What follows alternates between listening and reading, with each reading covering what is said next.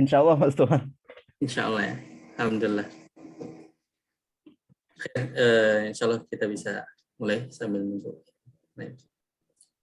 Monggo, Kang Victor, Bro Victor. Baik, Bismillahirrahmanirrahim. Assalamualaikum warahmatullahi wabarakatuh. Assalamualaikum warahmatullahi wabarakatuh.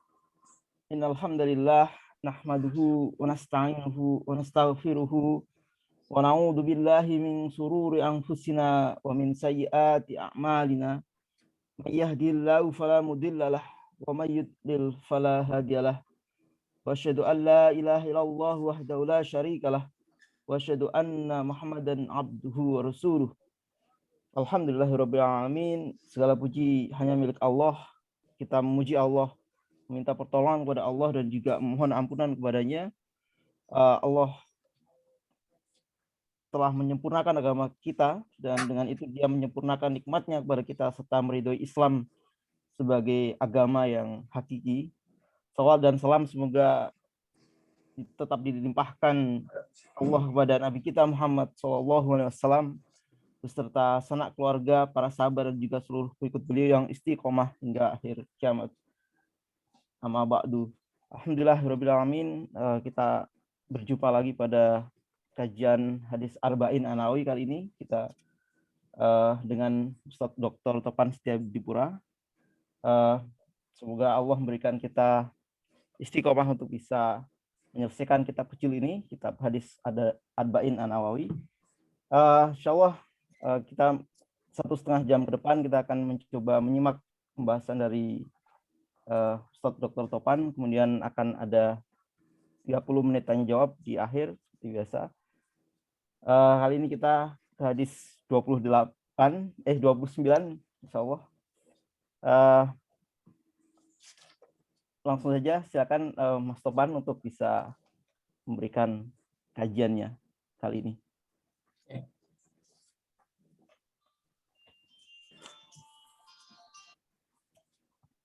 Ya, alhamdulillah. Wassalatu wassalamu ala Rasulillah. Jazakumullah khair, Victor, atas moderasinya. Semuanya sampaikan, alhamdulillah kita bisa memulai kembali sudah 2 pekan ya sejak libur panjang.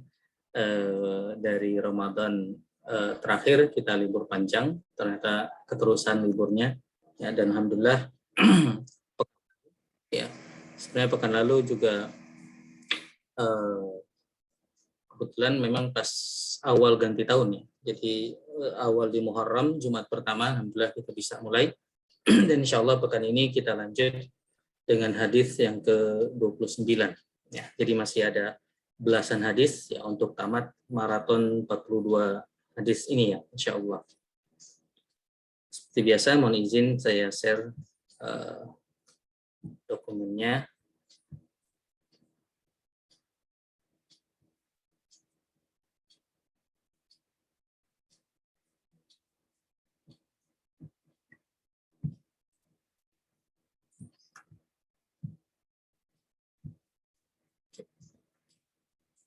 Sudah kelihatan ya? Siap ya Mas.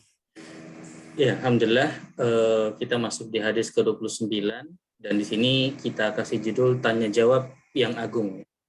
Kembali, judul ini di banyak terjemahan kadang berbeda-beda karena memang judul ini tidak datang dari Imam Nawawi.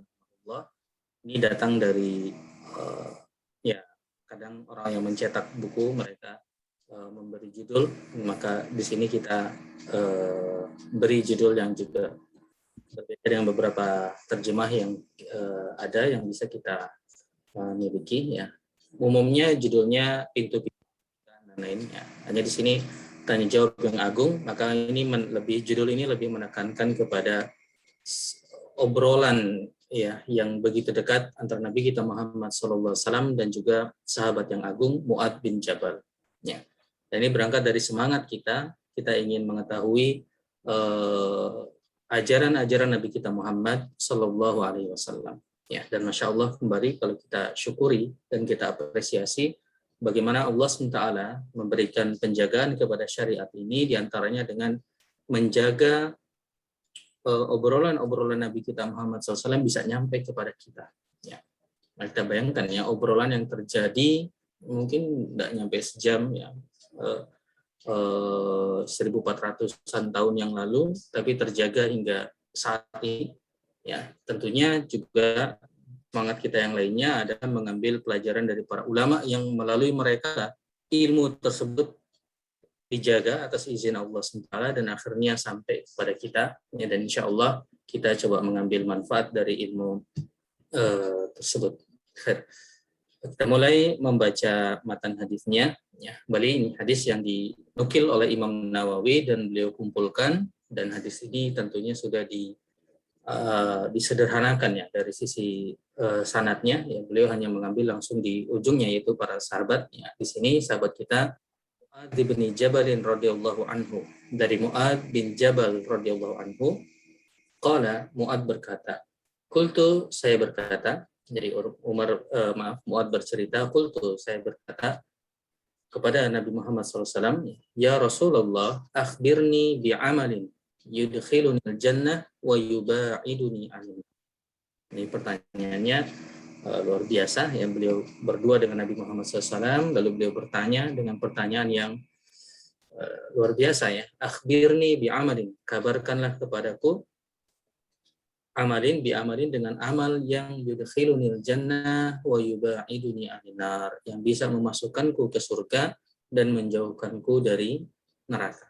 Ya, qala, di sini Nabi kita SAW mengapresiasi pertanyaan tersebut ya, dengan mengatakan laqad sa'alta an azim.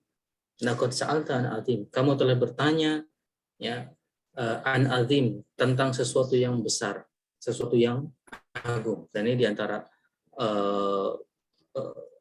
ya keunggulan para sahabat ya, bahwa mereka memanfaatkan waktu bersama Nabi kita SAW dan bertanya hal-hal yang memang agung ya. Jadi istilah sekarang mungkin bukan hal-hal yang recehan gitu, tapi hal-hal yang agung ya, yang bisa memasukkan ke surga dan menjauhkan dari neraka.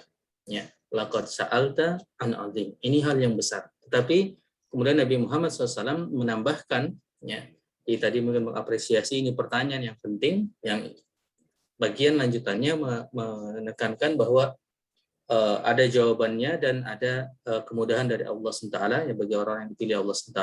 Nabi kita Muhammad SAW melanjutkan jawabannya, wa innahu, dan sesungguhnya hal tersebut ya, pertanyaan tersebut atau jawaban dari pertanyaan tersebut yang ditanyakan oleh Mu'ad bin Jabal, la yasirun ala man yassarahu Allah ta'ala alaih. La yasirun, benar-benar yasir ya, mudah, ala man yassarahu Allah ta'ala alaih, bagi orang-orang yang Allah mudahkan terhadap amalan-amalan tersebut ya. Jadi apa yang ditanyakan Mu'ad pada dasarnya adalah azim, suatu hal yang agung, suatu hal yang juga berat ya. Tetapi Nabi SAW melanjutkan innahu la yasirun, maka itu insyaallah mudah ya, bagi orang-orang yang memang dimudahkan oleh Allah Subhanahu wa taala. Ya, ini itu ada pelajaran sendiri ya, bahwasanya penting bagi kita untuk meminta hidayah dari Allah SWT. Dan jawaban dari pertanyaan itu adalah ta'budullaha la tusyriku bihi syai'an. Ini jadi jawaban dari pertanyaan agung ya, apa yang bisa mendekatkanku ke surga dan juga memasukkan ke surga ya, bahkan bukan hanya mendekatkan tapi memasukkan dan menjauhkan dari neraka. Pertama adalah ta'budullah la tusyriku bihi syai'an. Menyembah Allah SWT, la tusyriku bihi syai'an, tidak mensekutukan Allah Subhanahu wa taala syai'an ya, dengan sesuatu apapun.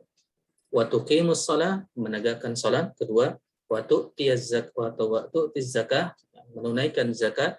Wa tasumu Ramadan, dan saum Ramadan. Wa tahujjul bait, dan haji ke Baitullah. Ini tentu kita faham, inilah yang disebut sebagai rukun Islam. Jadi jawaban Nabi Muhammad SAW adalah rukun Islam.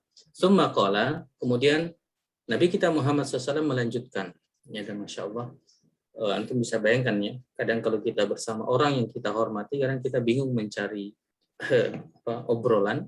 Nah, di sini Nabi kita SAW menambahkan ya, gitu, bisa kita bayangkan begitu gembiranya yang Mu'ad ya, tidak bertanya malah dapat bonus. Artinya pertanyaan yang tadi sudah dijawab dan diberikan bonus lagi. Nabi kita Muhammad SAW berkata, summa qala, Kemudian Nabi Muhammad SAW bersabda, ala adulluka ala abwabil khair. Maukah engkau aku tunjukkan kepada abwabil khair, pintu-pintu kebaikan. Nah, ini yang sering jadi judul hadis ini, abwabul khair, pintu-pintu kebaikan. Ya. Jadi ini udah masuk bonus ya. Maka langsung Nabi SAW menjawab ya dalam apa yang dinukil oleh Imam Nawawi ya. Jadi tidak menunggu jawaban, langsung diberikan abwabul khair tersebut. As-saumu junnah. As-saum, saum adalah junnah, perisai. Was-sadaqatu tudfi'ul khati'ata kama yudfi'ul ma'u an-nar. Dan sedekah itu bisa menghapuskan kesalahan sebagaimana air menghapuskan api, ya, sebagaimana air memadamkan api. Wa salatur rajuli fi jawfil laili. Dan salat seseorang fi jawfil laili, di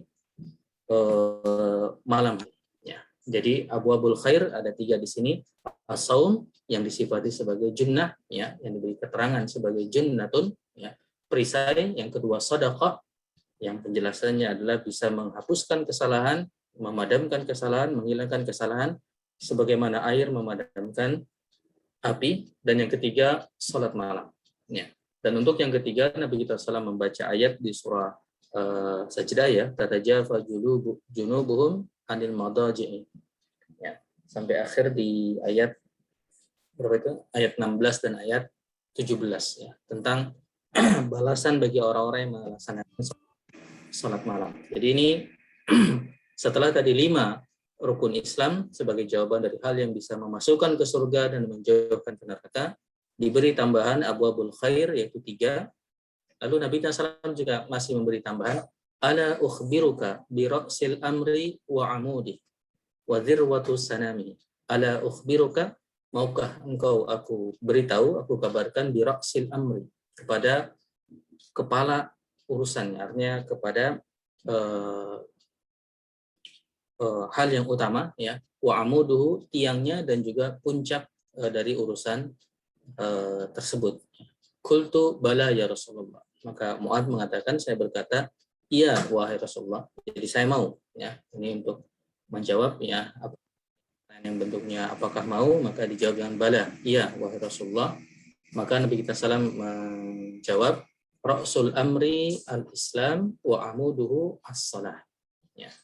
Beliau mengatakan pangkal urusan, ya, adalah al-Islam, ya. Jadi urusan yang paling utama adalah Islam, wa amuduhu, dan tiangnya adalah salat, wa dzirwatu sanamihi al-jihad, dan puncak dari urusan tersebut, ya, adalah al-jihad. Jadi ini 3 paket selanjutnya, yaitu al-Islam, as-salah, dan juga jihad, ya, sebagai ra'sul amri, ya, sebagai kepalanya, ya. Dan di sini seperti majas personifikasi, ya, dalam bahasa Indonesia, ya, dalam istilah Arab sebutnya majas isti'arah, yang dia meminjam sifat-sifat dari manusia atau makhluk hidupnya. Jadi ra'sul amri, jadi kepalanya itu adalah al-Islam, tiangnya ini meminjam dari isti'arahnya dari bait, ya, dari rumah, yaitu as-salah, ya, wa dzirwatu sanamihi al-jihad, dan bagian tertinggi dari urusan tersebut, puncaknya adalah al-jihad. Jadi ini paket selanjutnya, 3 hal, Islam, salat, dan jihad. Tsumma qala, kemudian Nabi kita SAW melanjutkan dengan berkata, ala ukhbiruka bimilaki dzalika kullih. Ya. Maukah engkau aku beritahu dengan milaki dzalika kullih, ya, sering terjemahkan kepada kunci dari semua tersebut, ya. Jadi untuk bisa menggapai semua itu, ya, kuncinya ditawarkan Nabi SAW, mau nggak dikasih tahu kunci tersebut? Maka qultu, Mu'adz berkata, saya berkata, bala ya Rasulullah, iya wahai Rasulullah. Maka Nabi Muhammad SAW fa'akhadha bilisanihi, mengambil atau memegang lidahnya, ya, wa qala kuffa alaika hadza, ya, kuffa alaika hadza, tahan atau jaga, ya, alaika, ya, jaga bagimu, ya, atau kuffa alaika hadza, atau wajib bagimu untuk menjaga hadza, yaitu lisan, ya. Karena ini bentuknya menjaga. Nabi kita SAW sebagai bentuk pengajaran, beliau langsung diberikan gaya penyampaian yang lebih menyentuh ya, itu langsung dipraktekkan, diambil lidahnya, kuffa alaika hadza. Ya. Lalu Mu'adz bereaksi ya dengan bertanya, qultu ya Nabi Allah, wahai Nabi Allah, wa inna lamu'akhaduna bima natakallamu bi, apakah kita akan dihukum atas apa yang kita ucapkan? Ya. Jadi pertanyaan yang menarik ya dari Mu'adz bin Jabal ya. Bahkan salah satu ulamanya para sahabat ya bertanya, wa inna lamu'akhaduna bima natakallamu bi, apakah kita akan dihukum atas apa yang kita tanyakan? Yang seakan-akan yang difahami hanya dihukum atas apa yang kita lakukan. Maka Nabi kita SAW menjawab, faqala sakilatka ummuk. Ya, kita terjemahkan ini celaka kamu ya, secara harfiah sakilatka ummuka. Jadi ibumu kehilanganmu, artinya ibumu kehilanganmu secara harfiah ya, artinya celaka kamu ya. Wa hal yakubbun nasu fin nari ala wujuhihim au qala ala manakhirihim illa hasaidu alsinatihim. Bukankah ya, wa hal yakubbun, bukankah orang masuk neraka ala wujuhihim, yang mereka tersungkur di atas wajah-wajah mereka ke dalam neraka, au ala manakhirihim, ya, di atas hidung-hidung mereka, illa, kecuali ya semua itu yang menyebabkan mereka masuk neraka adalah hasaidu alsinatihim, adalah hasil atau akibat dari lisan-lisan mereka, hasil dari apa yang diucapkan oleh lisan mereka. Ya, alhamdulillah. Jadi demikian cuplikan diskusi antara Mu'adz bin Jabal dan Nabi kita Muhammad sallallahu alaihi wasallam. Ya. Kali di sini hadisnya diriwayatkan oleh Imam Tirmidzi, dan Imam Tirmidzi berkata hadis hasan sahih. Dalam ditambahkan di sini dalam riwayat Imam Tirmidzi-nya ya, dan ini bagian yang tidak diambil oleh Imam Nawawi sebagai bentuk ringkasan yang beliau lakukan, ada latar belakang sebenarnya disebutkan dalam hadis ini secara lengkap ya. Ada tambahan di mana Mu'adz mengatakan qala kuntu ma'an nabiyyi sallallahu alaihi wasallam fi safar. Jadi saya Mu'adz bercerita bersama Nabi Muhammad SAW dalam perjalanan ya. Fa asbahtu yauman qariban minhu wa nahnu nasiru. Maka suatu hari saya berdekatan dengan beliau SAW dan kita sedang dalam perjalanan ya. Fakultu ya, maka kemudian terjadilah diskusi yang tadi ya, terjadi diskusi yang tadi ya. Kita ulang sedikit untuk menguatkan diskusi ini ya. Terjadi diskusi ini tadi latar belakangnya lengkap dalam buku hadis Imam Tirmidzi-nya, ada cerita informasi dari Mu'adznya ya. Sebelum Mu'adz berkata tentang kejadian diskusinya, Mu'adz cerita dulu ya bahwa itu terjadi ketika saya safar bersama Nabi Muhammad SAW ya, ketika safar, dan mungkin safar informasi itu tidak serta-merta menyebutkan bahwa beliau berdua safarnya ya. Tapi kemudian lanjutannya, dan suatu hari kita berdekatan, artinya beliau berdekatan dengan Nabi Muhammad Sallallahu Alaihi Wasallam. Jadi bisa jadi di situ ada banyak orang, hanya kebetulan beliau berdekatan dengan Nabi Muhammad SAW, dan itulah kesempatan yang beliau ambil ya, kesempatan yang beliau ambil. Kembali tentang apakah banyak orang di situ atau tidak, wallahu a'lam, dari informasi hadis ini saja tidak mengindikasikan atau tidak ada info tentang hal tersebut. Yang jelas Mu'adz ya sedang dalam perjalanan, dan suatu hari ternyata dalam perjalanan itu berdekatan dengan Nabi Muhammad SAW, dan beliau memanfaatkan ini untuk menanyakan hal yang azim. Ya. Pertanyaan pertama adalah, apa yang bisa memasukkanku ke surga dan menjauhkanku dari neraka? Jawabannya 5 rukun Islam. Nah, ini pertanyaan dari Mu'adz ya. Pertanyaan dari Mu'adz lalu diberi bonus dengan informasi dari Nabi kita SAW, abwabul khair ya, tentang kunci-kunci kebaikan, yaitu saum, sedekah, dan juga salat malam. Jadi kunci kebaikan 3, saum, sedekah, dan salat malam. Ya.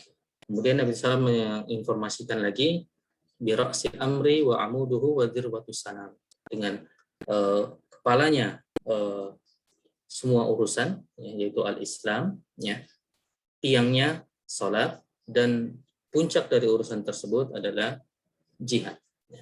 Jadi tentang keutamaan Islam itu sendiri ya, sebagai ra'sul amri, sebagai kepala dari urusannya, hal yang utama dari semua urusan. Ya.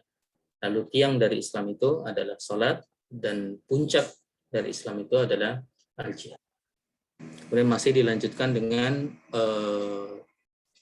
bimilaki dzalika kullih, dengan kunci atau tujuan yang dengannya sesuatu yang dengannya bisa dicapai hal-hal di atas tadi. Ya, ternyata kuncinya adalah menjaga lisan, ya, dengan gaya atau metode yang digunakan Nabi SAW dalam pengajaran di sini langsung dipraktekkannya. Kuffa alaika hadza, jaga ini, yaitu jaga lisan.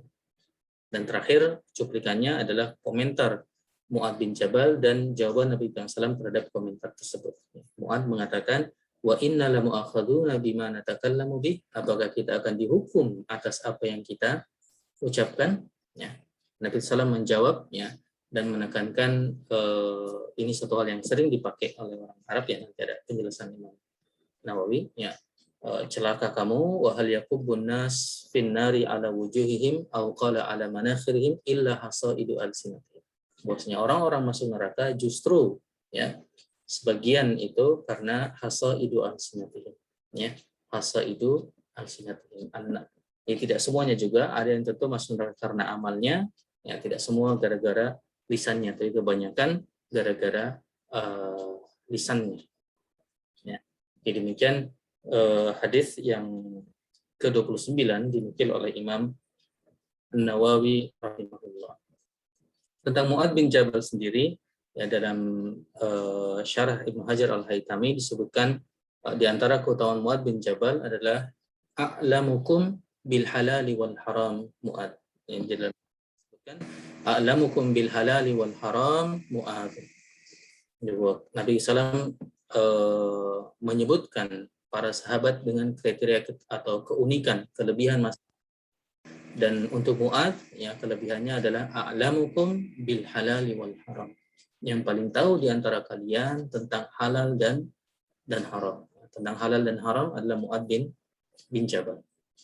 Ya. Jadi hadis ini menginfokan tentang keutamaan Mu'adz, dan kita sebagai motivasi adalah di antara parameter keunggulan seseorang, ya, adalah mengetahui yang halal dan haram, ya, mengetahui mana yang halal dan mana yang haram, ya, itu terkait ya, ilmu Islam, ya, ilmu syariat ini, mana yang halal dan mana yang haram. Sehingga parameter yang membuat seseorang menjadi unggulnya dalam hal ini adalah Mu'adz yang unggul di antara kalangan para sahabat. Ya, sebenarnya Ibnu Hajar Al-Haytami ketika menukil ini mengomentari tadi, ya, bagaimana seseorang sahabat yang disifati sebagai a'lamukum bil halal wal haram, yang paling tahu tentang halal dan haram, ya, itu mengajukan pertanyaan yang mungkin bagi kita sekarang pertanyaannya kok yang begitu ditanyain, mungkin kok nggak tahu sih bahwa lisan itu bisa menyebabkan seseorang masuk neraka. Dan itu juga ditunjukkan dari jawaban Nabi kita SAW, ya, sakilat ka ummuka, celaka kamu, bukannya artinya seakan-akan ya jelas dong gitu bahwa orang bisa masuk neraka gara-gara lisannya. Ya, maka Ibnu Hajar Al-Haytami mengatakan, ya, itulah di antara proses bahwa seseorang seperti Mu'adz bisa menjadi paling tahu tentang halal dan haram, ya, di antaranya dengan proses bertanya seperti itu. Proses belajar kepada Nabi Muhammad Sallallahu Alaihi Wasallam. Ya, sehingga beliau sebutkan penyebutan hadis ini setelah kejadian pertanyaan Mu'adz kepada Nabi kita SAW. Dan tentu itu sama sekali tidak mengurangi keunggulan dari Mu'adz bin Jabal, ya, sebagai salah satu ulamanya sahabat yang disifati di sini, ya, dalam hadis Tirmidzi juga a'lamukum bil halal wal haram, yang paling tahu tentang halal dan haram. Ya. Khair, itu hadis dan beberapa penjelasan sedikit. Kita masuk di syarah Imam Nawawi rahimahullah, ya, syarah Imam Nawawi rahimahullah yang disebutkan di sini tidak banyak kembali, ya. Imam Nawawi berkata mengomentari hadis yang beliau pilihkan ini, ya, qauluhu sallallahu alaihi wasallam, beliau menerangkan beberapa istilah, ya, dzirwatus sanamihi, ya, dzirwatus sanamihi, ya, puncak dari sanami, ya, ai a'lahu, yaitu bagian tertingginya, ya. Dzirwa itu puncak, sanam itu punuknya unta, ya. Jadi rangkaian ini seakan-akan tadi seperti saya sebutkan adalah majas personifikasi ya, dalam bahasa Indonesia ya. Istilah para ulama kita adalah isti'arah ya, jadi meminjam makna itu ya kepada. Jadi tadi ada kepalanya yaitu Islam ya, lalu dari Islam, bangunan Islam itu sendiri dimajaskan ada tiangnya ya, yang membuat Islam itu kokoh, ada tiangnya, itu sholat ya. Lalu ketika Islam sebagai kepala dari unta di dalam permisalannya, puncaknya itu ya, bagian teratas dari punduknya itu adalah jihad. Sebagai majas untuk menggambar beberapa hal tadi, dan ungkapan-ungkapan ini sering digunakan ya dalam nas-nas syariat kita. Wa milaku syai' ya, dan yang tadi yang perkataan Nabi SAW kepada Mu'adz, milaku kulla syai' ya, sering diterjemahkan sebagai kunci, meskipun di sini Imam Nawawi mengatakan milak di situ ai maqsuduhu, yaitu maksud atau tujuan apa yang ingin dicapai dari semua itu ya. So, para ulama atau para asatidz kita sering menerjemahkan milaku kulla syai' adalah kunci dari semua hal di atas. Jadi yang dengan itu kita bisa mencapai tadi baiknya Islam, sholat kita, dan juga termasuk jihad kita. Poinnya mungkin mudahnya bagi kita adalah keutamaan tentang beberapa hal yang tadi disebutkan, yang termasuk terakhir adalah menjaga lisan. Ini penjelasan Imam Nawawi tentang sakilat ka ummuk ya. Imam Nawawi mengatakan ai faqad. Jadi sakilat ka itu maknanya faqadat ka, ibumu kehilangan secara harfiah. Tetapi walam yaqsud Rasulullah SAW haqiqatat doa ya. Nabi kita SAW tidak bermaksud doa beneran ya. Jadi kembali mirip dengan dalam bahasa Indonesia ya, misalnya celaka kamu, yaitu tentu tidak bermakna kita ingin orang yang sedang kita berbicara dengannya itu untuk celaka kan. Itu hanya untuk menunjukkan bahwa hal itu seharusnya sudah diketahui atau hal yang semacam itu ya. Jadi tentu tidak difahami secara harfiah. Bal jarra dzalika ala adatil Arabnya, tapi hal itu terjadi di adat kebiasaannya orang Arab fi mukhatabat ya, dalam pembicaraan mereka. Ya. Ini penjelasan Imam Nawawi. Juga Imam Nawawi menjelaskan tadi hasaidu alsinatihim ya, hasaid ya. Hasaid kalau secara harfiah itu panen ya, artinya sesuatu yang diakibatkan dari lisan-lisan mereka. Yaitu Imam Nawawi mengatakan janayatuha 'alan nas ya, kejahatan mereka ya, 'alan nas kepada manusia ya, dengan lisan-lisan mereka bil wuqu'i fi a'radihim. Misalnya disebut oleh Imam Nawawi bil wuqu' fi a'radihim, dengan mengusik kehormatan mereka ya, bil wuqu' fi a'radihim. Jadi Imam Nawawi menyebutkan hal yang penting dan perlu berhati-hati, yaitu dengan lisan seseorang bisa mengusik kehormatan orang lain.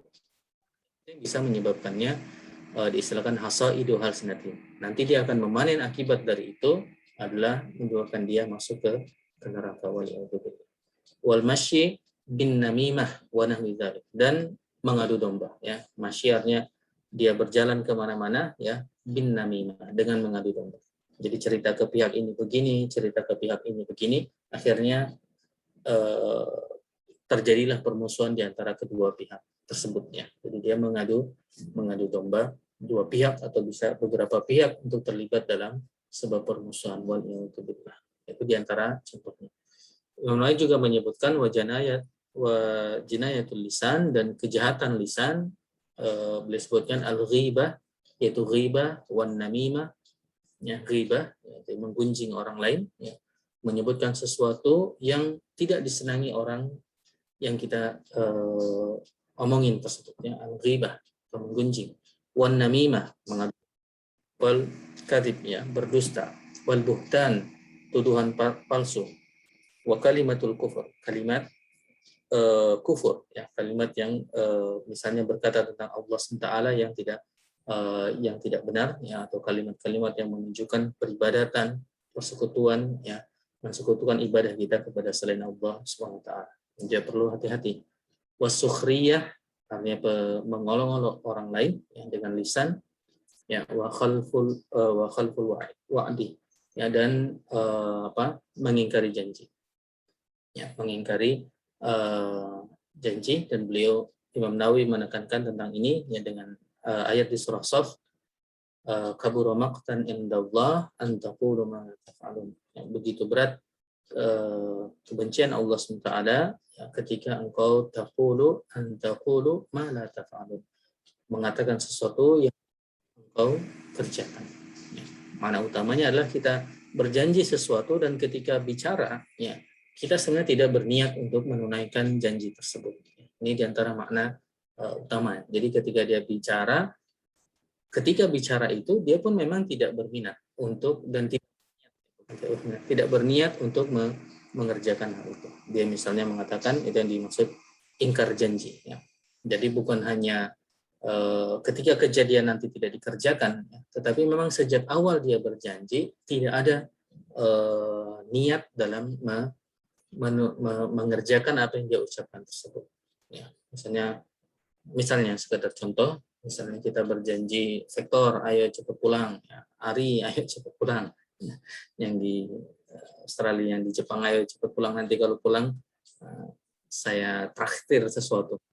Ketika saya bilang itu tidak berniat sebenarnya untuk mentraktir. Ya. Ini yang utamanya. Jadi sejak dia bilang saja memang sudah tidak ada niat. Ya. Nanti berubah lagi, nanti banyak kondisi lagi di mana mungkin awalnya dia berniat tetapi kemudian berubah dan dia tidak komitmen dengan apa yang dia ucapkan. Meskipun di awalnya mungkin bisa jadi dia serius sebenarnya berniat, ya, tapi berubah. Ya. Ada yang tetap terus ya azimah untuk menunaikan, tetapi tidak bisa untuk menunaikan hal tersebut. Ini kasus-kasus yang berbeda. Ini jinayatul lisan, kejahatan lisan yang diingatkan oleh Imam Nawawi, ya, diambil dari bagian terakhir tadi. Ya.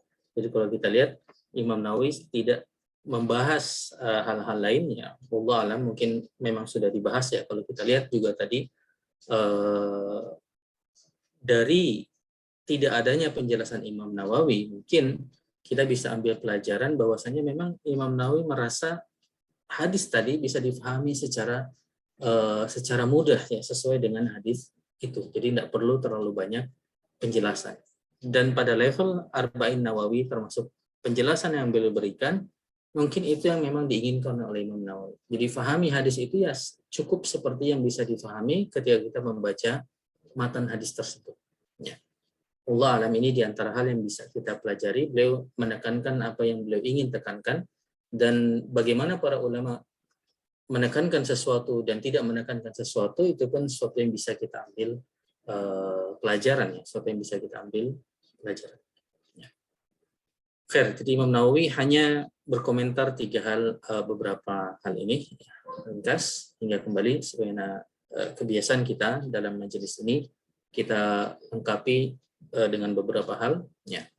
Sebelum dari Ibnu Hajar, ya, di sini kita nukilkan komentar Imam Nawawi tentang rukun Islam. Ya. Dan ini mungkin juga di antara alasan mengapa tidak banyak komentar, ya, karena beberapa hal yang disebutkan dalam hadis ini sudah disebutkan dalam hadis-hadis sebelumnya. Misalnya dalam hadis 3, ya, bunyal Islamu ala Islam dibangun di atas 5 perkara. Ya. Imam Nawawi saat itu, ya, di hadis ketiga menjelaskan bahwa yaitu faman ata bihadhil khams, barang siapa yang datang dengan 5 hal ini, faqad tamma islamuhu, maka telah sempurna Islam. Ya, 5 hal ini, ya, tentu yang pertama syahadat, salat, ya, sampai haji tadi. Dalam konteks hadis ini tadi syahadatnya dijelaskan, yaitu ta'budullah wa la tusyriku bihi syai'an, menyembah Allah dan tidak mensekutukan. Ya, kita bisa anggap itu sebagai syahadatnya dan pengaplikasian dari syahadat. Kama annal bait yatimu bi arkanihi, ya, sebagaimana rumah yang menjadi sempurna kokoh berdirinya bi arkani, dengan rukun-rukunnya, dengan tiang-tiangnya. Ya.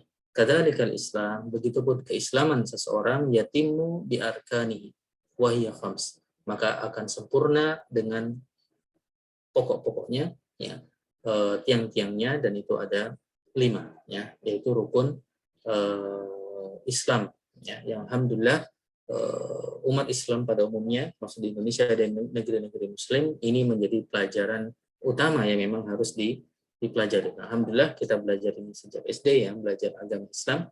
Memang ini betul, ini kurikulum memang harus dipelajari dan mungkin diulang-ulang terus ya, yaitu tentang rukun Islam. Karena ini jawaban dari pertanyaan Mu'ad bin Jabal tadi ya.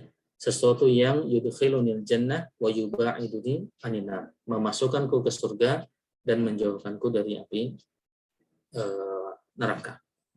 Nah, ini kita ambil dari syarah Imam Nawawi sebelumnya. Lalu tentang beberapa hal yang kita nukilkan dari penjelasan Ibnu Hajar Al-Haytami. Kembali Ibnu Hajar Al-Haytami secara mengulang kembali, hidup sekitar 300-an tahun setelah Imam Nawawi. Imam Nawawi meninggal 76, Ibnu Hajar Al-Haytami meninggal sekitar 970-an.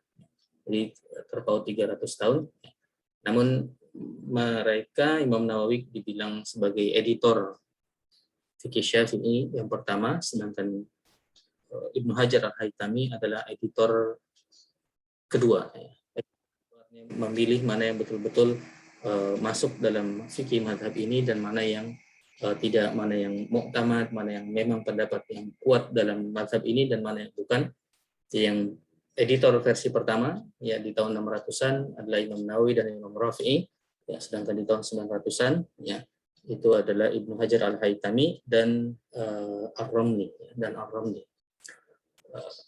kembali sekedar gambaran dan mengapa Ibnu Hajar Al-Haytami adalah di antara ulama yang pantas untuk kita pilih dan kita dengarkan penjelasannya. Ya. Kita ambil tidak semuanya di sini, misalnya tentang saum ya. Kita pilihkan di sini sekedar mengulang, sebenarnya ini umum sekali ya. Secara umum yang pertama tadi rukun Islam, lalu kedua kan disebut lagi 3 hal. Itu adalah shaumu junnah, lalu sedekah, lalu salat malam. Maka semua yang disebutkan 3 ini adalah hal yang sifatnya sunnah. Karena yang wajib sudah masuk di rukun Islam tadi. Maka ketika disebutkan saum sebagai junnah, maka yang ditekankan adalah al-iktsar min naflihi, yaitu memperbanyak saum sunnah. Ya, memperbanyak saum sunnah, dan disebutkan itu adalah perisai dengan berbagai sinonim di sini. Minan nari fil ajil. Dia belum menyebutkan saum adalah perisai dari api neraka fil ajil, di hari akhirat kelak. Wa min istila'i syahwat wal ghafalat ya alaika fil ajil. Dan saum bisa melindungi kita dari terjerumus ke dalam syahwat dan ke dalam kemalasan ya. Ini di antara keutamaan saum yang belum disebutkan adalah melindungi kita dari api neraka kelak di hari akhirat. Dalam hadisnya sebutkan saum sehari bisa menjauhkan seseorang 70 kharifan, 70 kharifan. Sering diterjemahkan 70 tahun perjalanan dari neraka. Ya, dengan sekali satu hari saum. Ya, dan beberapa hari kita baru melalui saum Asyura ya, yang pahalanya kita mendapat ampunan dosa ya. Itu di hari akhirat, dan di dunia ini melindungi kita dari terjerumus ke dalam syahwat dan juga ke dalam kemalasan ya. Kemalasan tentu yang utama adalah malas dari melakukan amal-amal saleh. Dan beliau melanjutkan ya, karena sebagai abwabul khair, pintu kebaikan.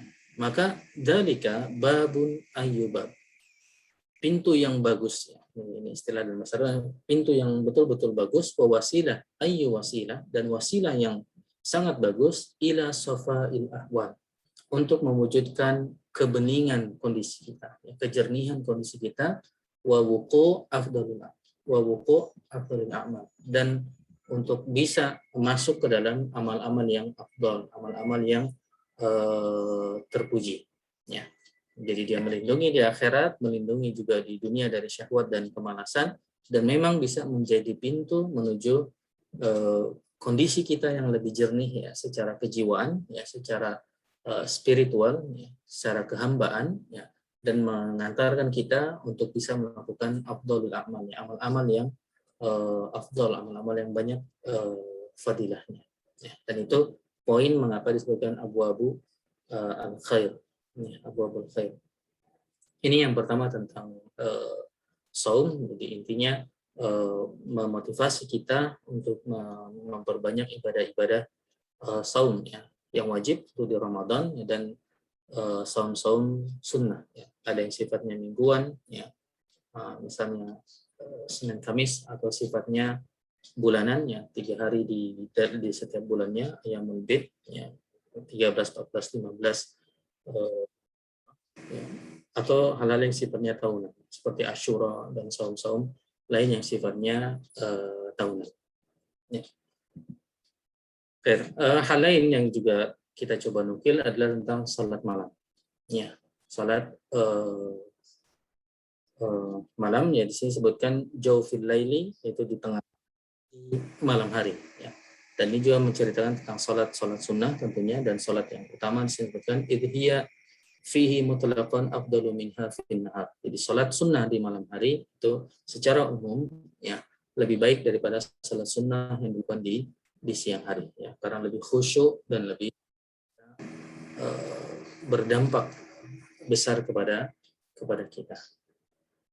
Dan ini kembali baban aziman, pintu yang agung, min abwabil khair, dari pintu-pintu kebaikan. Mengapa? Li'annahu yatawassala biha ila safa isir. Kembali dengannya bisa mengantarkan kita kepada tadi ya, dalam kondisi yang dekat kepada Allah SWT, dalam kondisi yang hanya kita dengan Allah Subhanahu wa ta'ala, dan merasakan kehadiran ya ketika berzikir kepada Allah SWT. Jadi khusyuk ketika berzikir kepada Allah Subhanahu wa ta'ala. Beliau menambahkan, Ibnu Hajar al-Haytami, "Tsumma hiya fihi ba'da naumi afdalu minha fihi qabla." Ya, lebih afdal dilakukan setelah tidur. Setelahnya kita tahajud ya, setelah tidur. Dan kabar gembira buat kita ya, wa yahsulu fadlu qiyamihi bi salati raka'atain. Dan keutamaan dari salat malam ini ya minimal bisa kita dapatkan dengan hanya salat 2 rakaat saja ya. Jadi salat 2 rakaat sini tidak diceritakan, kalau kita kumpulkan dengan hadis lain tentu ditutup dengan salat witir ya, setidaknya 1 rakaat ya. Tapi Ibnu Hajar yang mengantarkan sebuah hadis, man qama minal laili qadra halabi syatin ya kutiba min quwa min lail. Barang siapa yang salat di malam hari seukuran, di sini qadra halabi syatin, yang diistilahkan oleh Ibnu Hajar al-Haytami ya, maknanya adalah 2 rakaat ya. Secara harfiah artinya perahan kambing. Wallahu alam, para ulama menyebutkannya 2 rakaat ya. Maka kutiba min quwa min lail, maka dia masuk atau dicatat sebagai orang yang quwa min lail, orang yang menghidupkan malam. Jadi Masya Allah, ini waliyadzubillah bagi kita mungkin yang perlu motivasi, perlu diskon istilahnya.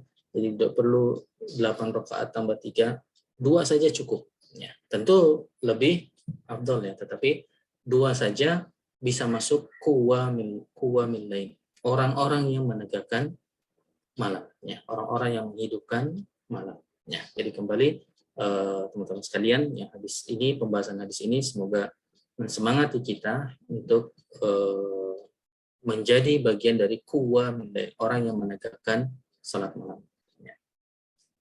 Dan di sini Ibnu Hajar al-Haytami juga menukil apa yang disebutkan oleh Imam Ad-Dailami ya, dalam buku beliau dari sahabat Jabir radhiyallahu anhu, hadis bahwa Allah SWT berkata kepada mereka, unzuru ila ibadi, lihatlah hamba-hambaku ya, para ahli qiyamul lail yang menegakkan malam ya, qad qamu fi dhulamil lail haitsu la yarahum ahadun ghairi.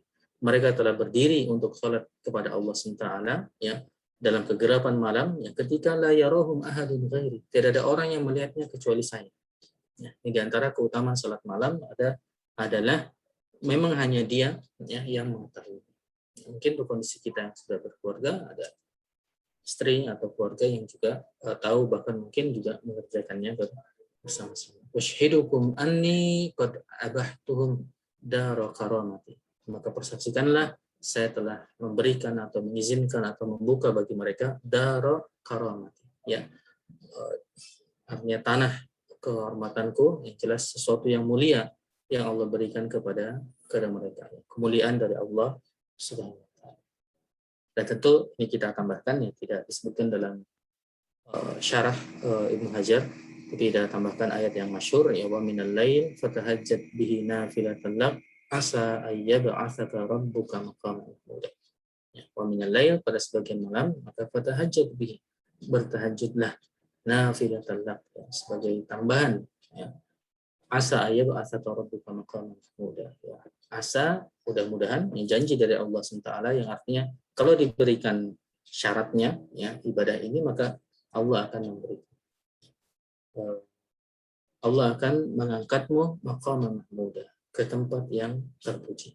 Nah, kembali teman-teman sekalian, setidaknya ya, seandainya kajian ini membuat kita istiqamah untuk sholat malam, maka insya Allah kajian ini sudah berhasil, istilahnya sudah berkah, mendapatkan berkahnya, ya, yaitu membuat kita bisa menjadikan kita di antara qawamil lail, ya, orang-orang yang menghidupkan malam. Tadi alhamdulillah 2 rakaat cukup, ya. Nanti kalau setelah 2 mau nambah, ya alhamdulillah, tafadhol, ya, bisa ditambah, ya. Kemudian bagian lain yaitu tentang sedekah, ya. Tentang sedekah bisa menghapuskan kesalahan. Di sini yang dimaksud adalah as-saghirah, ya, yaitu dosa-dosa kecil. Jadi yang dimaksud adalah apa?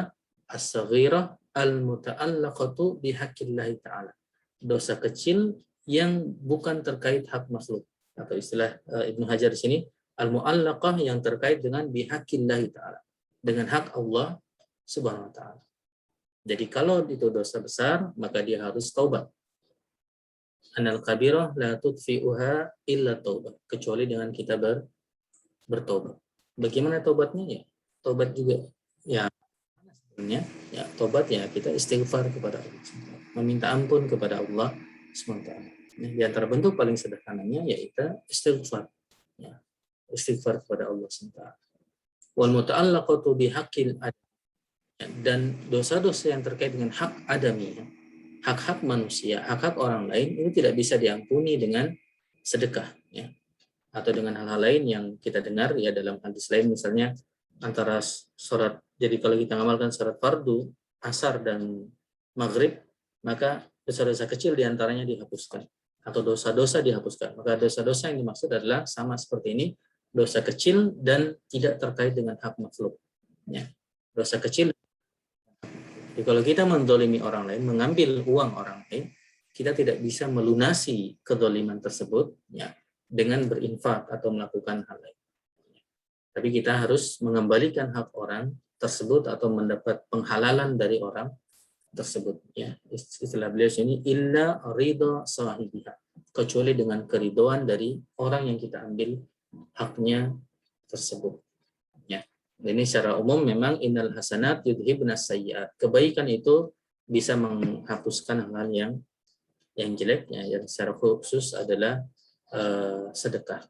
Ibnu Hajar di sini memberikan penjelasan yang menarik, ya, karena makhluk itu adalah iyalullah, iyalnya keluarga atau tanggungan Allah SWT, maka ketika seseorang baik kepada makhluk, Allah akan memberikan ampun kepada beliau. Akan memberikan permisalan, ya, walillahi matsalul a'la, tentu Allah lebih utama dari kita, tapi kita paham permisalan sini, anal ihsan ila iyali syakhs, kebaikan seseorang kepada tanggungan seseorang. Jadi misalnya tanggungan saya adalah keluarga saya, anak saya, istri saya, dan mungkin juga orang lain yang menjadi tanggungan. Ketika ada orang lain baik kepada tanggungan saya, maka saya cenderung mudah memaafkan orang tersebut.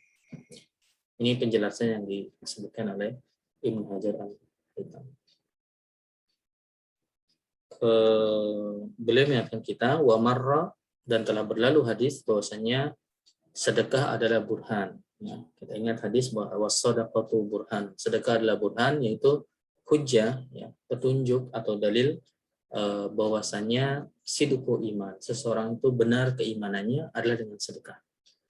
Jadi ketika seseorang bersedekah, itu diantara bukti bahwa dia benar-benar orang yang beriman, ya. Karena dia menghilangkan haknya tadi dan dia yakin pasti ada balasannya, ya. Diantara penjelasannya. Kemudian jihad ini kalau salah, jihad yang disebutkan oleh Ibnu Hajar Al-Haytami ya sebagai dirwatus sanami, sebagai puncak ya. Dan beliau menekan wal jihad a'la anwa'it ta'ah, adalah jenis ketaatan yang paling a'la. Ini double, paling a'la, paling. Tapi beliau ingin menekankan min haitsu inna bihi yadhharul Islam wa ya'lu ala sairil adyan. Dari sisi amalan ini ya bisa mengagungkan agama Islam dan meninggikannya di atas agama-agama yang lain. Jadi dari perspektif itu jihad adalah amalan yang paling tinggi. Ya. Jadi ketika disebutkan jihad adalah amalan yang paling tinggi, iya. Tapi beliau ingin mengatakan min haitsu, yaitu dari sudut pandang amalan itu yang punya fitur, yang punya pengaruh yadhharul Islam. Dia bisa menampakkan Islam, bisa mengunggulkan Islam, wa ya'lu ala sairil adyan, dan bisa meninggikan dari agama-agama lain. Inilah sisi keutamaan jihad yang membuatnya paling tinggi dari sisi tersebut. Ya. Dan beliau mengatakan fahuwa a'laha bihadzal i'tibar. Maka jihad adalah yang paling tinggi bihadzal i'tibar, dari sisi ini. Wa in kana fiha ma huwa afdal, meskipun ada yang lebih unggul daripada jihad ya. Tapi dari sisi ini bahwasanya ini ibadah yang bisa meninggikan agama ini, maka ini memang paling unggul. Ya. Dan pemahaman inilah yang kita bawa ketika misalnya ada hadis-hadis yang mengatakan, disebutkan al-jihadu la yuqawimuhu syai'un minal amal. Jihad tidak ada yang bisa menyerupainya dari amal-amal yang lain. Maksudnya iya, menyerupai dari sisi dia membuat agung unggul agama Islam terhadap agama yang lainnya. Ya, tapi kembali yaitu yang beliau sebutkan dari sisi inilah jihad menjadi unggul. Tapi ada nas-nas yang menunjukkan amal juga tidak kalah dengan jihad. Misalnya beliau menukil di sini annahu yuzanu midadul ulama wa damu syuhada yaumal qiyamah, bahwa pada hari kiamat ditimbang antara midadul ulama, tinta para ulama, ya, dan juga darah para syuhada. Ya, maka yang lebih berat adalah midadul ulama ala dami syuhada, adalah tintanya para ulama dibandingkan dengan darahnya para syuhada. Kembali ini dua hal yang tentu dua-duanya utama ya. Tapi Ibnu Hajar ingin menekankan keutamaan jihad adalah dari sisi dia berdampak yadharul Islam, yang mengunggulkan agama Islam atas agama-agama yang lain, dia paling utama dari sisi itu. Ya. Fair. Tentu ini ada informasi bagi kita tentang pentingnya tinta-tinta. Ya.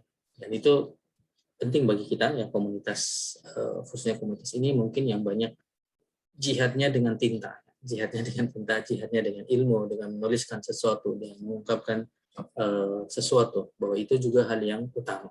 Ya. Beliau ingin menekankan di sini, jam 9, dapat kita lanjut dikit ya. Insya Allah tinggal dikit. Ibnu Hajar juga menekankan kepada kita bahwa dalam hadis-hadis sahih, Nabi kita SAW sering memberikan jawaban yang berbeda atas pertanyaan amal yang terbaik. Ya. Amal yang terbaik ya, taratan terkadang Nabi kita SAW menjawab as-salah li awwali waktu, salat di awal waktu. Terkadang jawab al-jihad, terkadang jawab birrul walidain, berbuat bakti kepada orang tua. Ya. Jadi berbeda-beda, maka fa'ajaba kullan bima huwa al-afdal binisbati lihal. Dan jawaban Nabi SAW ini adalah amal yang terbaik binisbati lihalihi, dengan sesuai dengan kondisi orang yang bertanya tersebut. Ya. Dan ini juga berlaku secara umum bahwasanya amal yang terbaik buat saya misalnya mungkin berbeda dengan amal yang terbaik yang bisa dilakukan oleh Kang Rahmat Sagara misalnya. Dan berbeda juga dengan apa yang bisa dilakukan oleh orang lain yang dengan kondisi yang berbeda-beda. Orang yang hidup dalam kondisi peperangan fisik misalnya, dia punya amal terbaik yang berbeda dengan orang-orang yang hidup dalam kondisi misalnya Indonesia yang aman-aman seperti ini. Ya. Maaf, di sini ada tambahan tentang jihad yang sempat kita bahas sebelumnya, ya. Bahwa jihad ya bisa bermakna tentunya dalam kondisi peperangan, maka dia memang mengangkat senjata. Ya. Sini saya bawakan dua, tadi sempat googling ya, ada dari KBBI, ternyata bagus ya definisi jihad dari KBP ini. Ya setidaknya kalau kita bandingkan dengan dalam fatwa MUI yang ini jadi sebuah artikel. Maaf saya lupa nyantumkan linknya ini. Jadi satu memang bisa berusaha dengan segala daya upaya untuk mencapai kebaikan. Jadi kata kuncinya ada dari mujahadah, mengerahkan semua yang kita miliki. Jadi kata kuncinya mujahadah adalah mengerahkan apa yang bisa kita kerjakan sebaik mungkin. Ya, usaha sungguh-sungguh membela agama Islam dengan mengorbankan harta benda, jiwa, dan raga. Dan yang ketiga baru perang suci melawan orang kafir untuk mempertahankan agama Islam. Ya. Jadi kembali 1, 2, 3 ini tentu terutama yang 3 tentu terkait dengan kondisi yang memang memerlukan hal tersebut. Tapi kata kuncinya adalah dalam kondisi apapun mujahadah memberikan yang terbaik yang bisa kita berikan. Sini juga dalam fatwa MUI di sini sebutkan mengerahkan segenap potensi diri untuk melakukan sesuatu. Ya, dan ini mungkin pesan yang lebih umum kepada kita dan lebih aplikatif ya, bahwa jihad kita adalah bagaimana kita mengoptimalkan apa yang bisa kita kerjakan ya, dari apa-apa yang Allah bukakan kepada kita ya, ladang-ladang yang Allah bukakan kepada kita. Dan ini saya ingat kepada kata yang digunakan ketika membahas hadis 17 ya. Innallaha katabal ihsan ala kulli syai. Allah menetapkan ihsan, al-ihsan. Ya, ihsan artinya berbuat baik, bahkan maknanya bukan hanya baik, yaitu terbaik ala kulli syai, atas segala sesuatu. Ya. Ini ungkapan yang menarik dari Ibnu Hajar Al-Haytami, bahwasanya ihsan adalah tahsinul a'mal al-masyru'ah, memperbaiki amal-amal yang memang disyariatkan. Tahsin artinya tahsinnya seperti tahsin bacaan, kita memperbaiki. La mujarradul in'am ala ghairi. Tidak hanya memberi sesuatu kepada orang. Dia bukan hanya yang penting dia sudah ngasih, tapi bagaimana dia bisa memperbaiki amal ya, yang memang disyariatkan. Ya, termasuk ketika dia memberi kepada orang lain, maka dia tahsin, dia coba beri apa yang diberi yang terbaik yang bisa dia berikan, dan cara memberi yang terbaik, yang tidak menyakiti hatinya, yang tidak membuat dia terhina ketika menerima. Jadi ihsan adalah bukan hanya berbuat baik, tapi berbuat yang terbaik, berbuat yang terbaik. Dan di sini ada kalimat yang dulu sempat kita sebutkan ya, kita dalam Latinnya ini ala ghayati kamalihi fa haqqun ala man syara'a fi syai'. Maka seseorang yang mengerjakan sesuatu hendaknya fi syai' minha ayyatiya bihi ala ghayatil kamal, untuk mengerjakan atau mendatangi amal tersebut ala ghayati kamalihi ya. Dengan ala ghayati kamalihi artinya sesempurna mungkin, sesempurna mungkin. Apapun itu yang kita kerjakan yang insya Allah bisa menjadi amal soleh, kerjakan sebaik mungkin, kerjakan sebaik mungkin. Ini mungkin pesan lebih umum tentang jihad. Dan kalau ya, meskipun tentu kita tidak diajarkan untuk tidak berharap terjadinya hal yang buruk ya, seperti peperangan dan lain hal sebagainya ya, ketika memang itu suatu saat dituntut ya, tentu kita harus menegakkan hal tersebut. Tapi kembali jihad berbeda-beda sesuai dengan kondisi dan waktu ya. Tetapi benang merah dari semuanya adalah badlul wus'i, yaitu mengerahkan apa yang kita mampu. Ini tadi sempat dibahas juga oleh Imam Nawawi ya, sakilat ka ummuk, makna sakilat ka ummuk. Dan terakhir tentang menjaga lisan, Nabi kita SAW pernah dalam hadis sebutkan man yadman li ma baina lihyaihi wa rijlaihi adaman lahu jannah. Barang siapa yang bisa menjamin bagiku apa yang ada di antara dua tulang rahangnya, yaitu lisannya, dan di antara dua kakinya, yaitu kemaluannya, adman lahul jannah, saya jamin baginya jannah. Ya, saya jamin baginya jannah. Ya, sehingga ya ini terakhir tentang keutamaan lisan ya, Imam Ibnu Hajar menyebutkan hikmah yang juga sering kita dengar sebagainya, lisanuka asaduka, lisanmu adalah singamu. Ya, kalau kita jaga maka dia, kalau tidak kita jaga maka dia bisa membunuhmu. Ya, kalau kita jaga maka dia bisa menjagamu. Fair. Demikian sekalian beberapa hal yang bisa kita ambil pelajaran dari tentunya dari Nabi kita Muhammad SAW melalui sahabat Mu'adz, kemudian melalui Imam Nawawi dan juga Ibnu Hajar Al-Haytami. Ya. Dan terakhir mungkin kita tutup istifadah dari apa yang disebutkan Nabi kita SAW, la yasirun, ya, apa yang kita pelajari ini insya Allah semoga kita termasuk orang-orang yang Allah mudahkan untuk mengamalkannya, ya, sehingga saya ingatkan untuk rajin-rajin berdoa bagi saya pribadi, misalnya dengan doa-doa Allahumma arinal haqqa haqqan, ya Allah tunjukkanlah yang benar itu benar, ya, dan berikanlah saya kemampuan untuk mengikutinya, ya, dan tunjukilah yang salah itu salah, wa arinal batila batilan warzuqna ijtinaba, dan berikanlah saya kemampuan untuk menjauhi hal tersebut. Demikian mungkin yang bisa kita ambil pelajaran dari hadis ke-29, semoga bermanfaat. Ya. Ada beberapa hal yang sifatnya ilmiah dan ada beberapa hal yang sifatnya amaliyah, ya, praktek, yang semoga dengan mempelajari hadis ini kita insya Allah rajin saum, ya, saum sunnah, ya. Kalau tidak yang pekanan mungkin yang bulanan, atau setidaknya yang sunnah tahunan jangan sampai terlewat, ya. Lalu sholat malam tadi minimal 2, ya. Lalu tutup dengan witir, bahkan sebagian menyebutkan setidaknya lebih minim lagi adalah witir.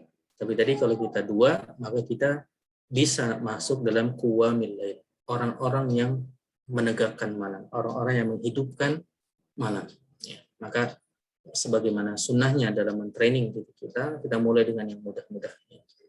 Mungkin 2 dulu tetapi rutin, ya, maka insya Allah semoga Allah memudahkan kita untuk nambah-nambah dan terus insya Allah. Demikian, alhamdulillah, wassalatu wassalamu ala Rasulullah. Saya kembalikan ke Rektor. Silakan, Rektor. Baik, terima kasih Mas Topan atas penjelasannya. Kemudian kita masuk ke sesi diskusi dan tanya jawab. Silakan sahabat yang ingin bertanya atau menambahkan dan juga diskusi, silakan. Mungkin dari Ana dulu, Pak. Ya.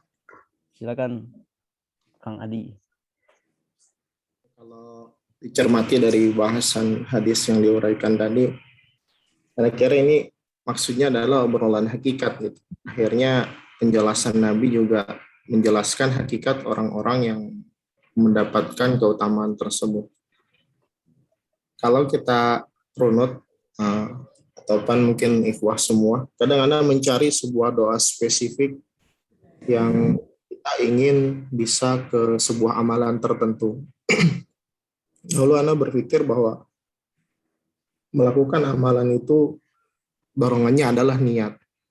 Ternyata setelah membaca hadis ini seperti menguatkan sebuah ayat di dalam surah Al-Isra ayat ke-13, wa kullal insani alzamnahu ta'irahu fi 'unuqihi wa nukhriju lahu yaumal qiyamati kitaban yalqawna mansura.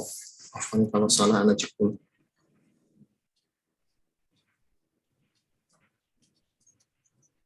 Dan tiap-tiap manusia itu telah Allah tetapkan amal perbuatannya pada lehernya, dan kami keluarkan baginya pada hari kiamat sebuah kitab yang dijumpainya terbuka. Maka dari tuntunan syariah yang sering kita dapati, doa-doa yang diajarkan itu sifatnya adalah umum, seperti Allahumma inni as'alukal huda wat tuqa wal afafa wal ghina, atau doa yang lain Allahumma inni as'aluka ridhaka wal jannah wa na'udzubika min sakhatika wan nar, atau doa yang masyhur di masa pandemi ini Allahumma inni a'udzubika minal barasi wal jununi wal judami wa min sayyi'il asqam. Sehingga Anda dapati dulu juga ketika belajar dengan Ustaz Ridwan, beliau menuturkan tentang cerita seorang ulama di Mekah dengan Imam Malik. Imam Malik diajak untuk uzlah waktu itu karena terjadi banyak huru-hara. Jadi ulama tadi mengajak beliau untuk berkhidmat di masjid, melakukan banyak amalun sholih. Tapi Al-Imam An-Nawawi menjawab surat beliau dengan ucapan, innallaha qad samal a'mala fa innallaha qasamal a'mala kama qasamal arzaq farubba rubbu futiha lahu fis sholati wa lam yuftah lahu fis shaum. Mungkin Topan juga ingat kajian ini.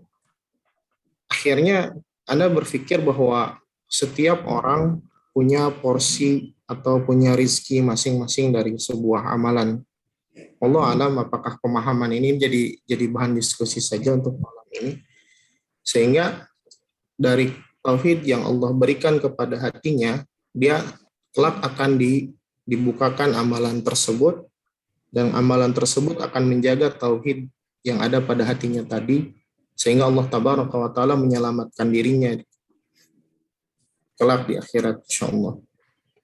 Dan kalau melihat dari berbagai potensi yang tadi, yang Anda pahami itu Nabi SAW menjelaskan ciri-ciri orang-orang yang mendapatkan kemudahan. Karena di dalam hadis Nabi SAW bersabda, sesungguhnya sesungguhnya hal itu adalah mudah bagi orang-orang yang Allah mudahkan atasnya. Dan itu adalah sebenarnya jawaban telak atas apa yang menjadi pertanyaan inti dari sahabat Mu'adz bin Jabal radhiyallahu taala anhu. Cuma alhamdulillah para ulama kita menguraikan di akhir bahwa berbagai jenis amalan, keutamaannya dan rinciannya, dan akhirnya kita melihat orang-orang yang senantiasa di dalam amalan tersebut atau terbiasa dengan kebaikan-kebaikan tadi, Allah kumpulkan di dalam satu lingkup waktu, tempat, mungkin amalan soleh itu sendiri. Nah, apakah ini benar? Tapi kalau misalnya tidak, barangkali di kalangan ikhwah ada yang mendapati doa yang sahih supaya kita dimudahkan dalam amalan tertentu misalnya. Mohon di-sharing. Itu mungkin. Ya. Baik, terima kasih. Semoga.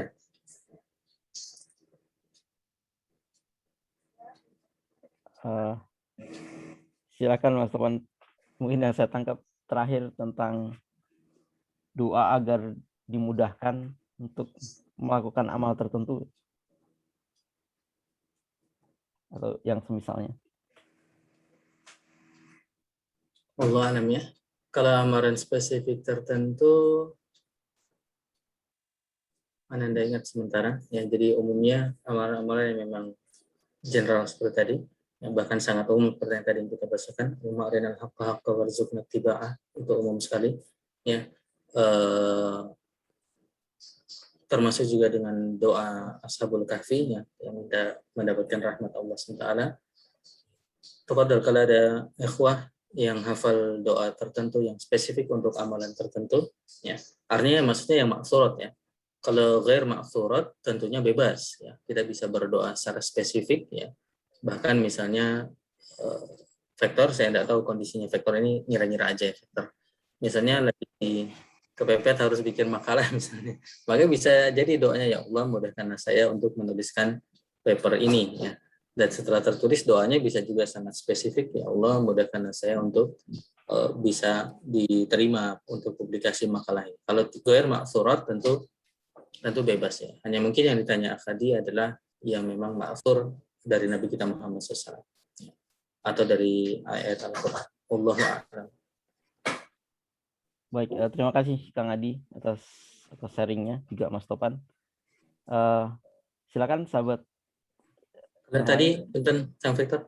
Oh ya. Tadi wallah alam apa itu ditanyakan tentang bahwa setiap orang punya lahannya masing-masing, ya benar sekali ya. Setiap orang punya lahannya masing-masing ya, dan di satu sisi ini mungkin mengajak kita untuk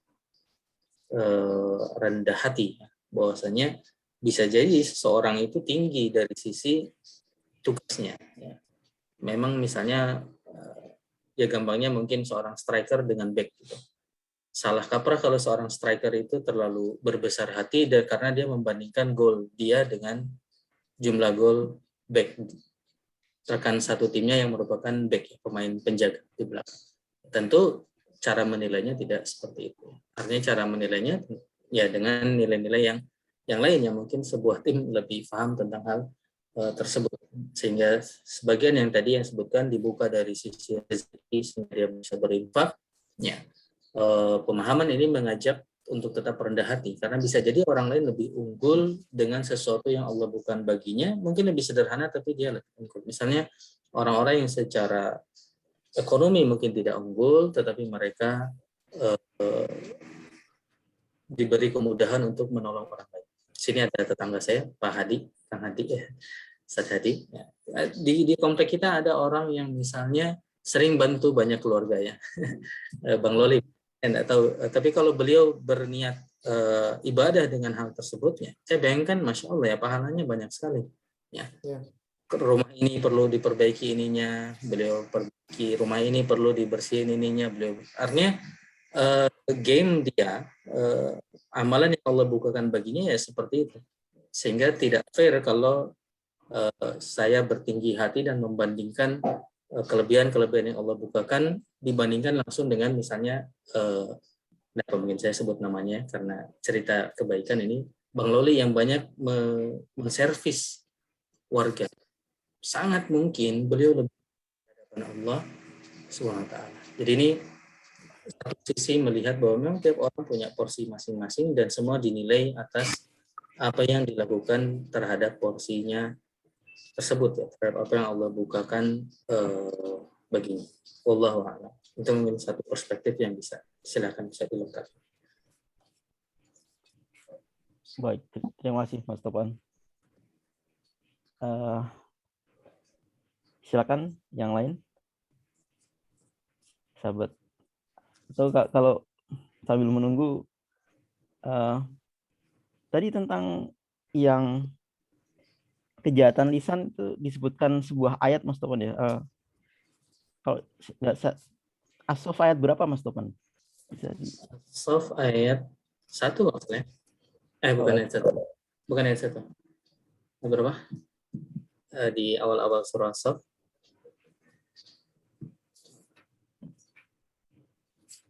Kalau ketemu As-Saffnya langsung kabura maqtan indallahi an taqulu ma la taf'alun.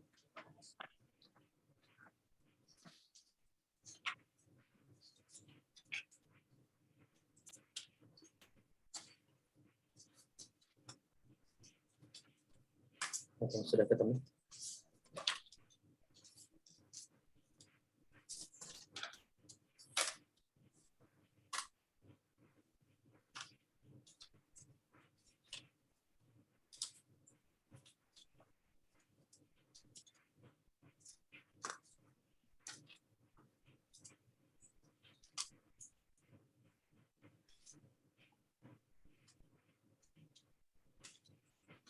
Ayat,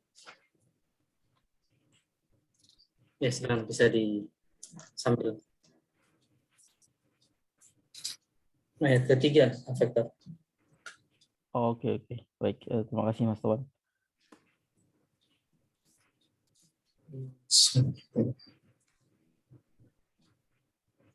Kemudian yang tentang sholat malam tadi ada sebuah hadis qudsi Mas ya, yang di bagian-bagian akhir yang tentang lihatlah hamba-hambaku, mereka telah berdiri di kegelapan malam dan seterusnya. Ya, hadis yang tadi diriwayatkan oleh Imam dinukil dari Ad-Dailami, sambil saya cek karena tadi saya lupa nukil sumbernya.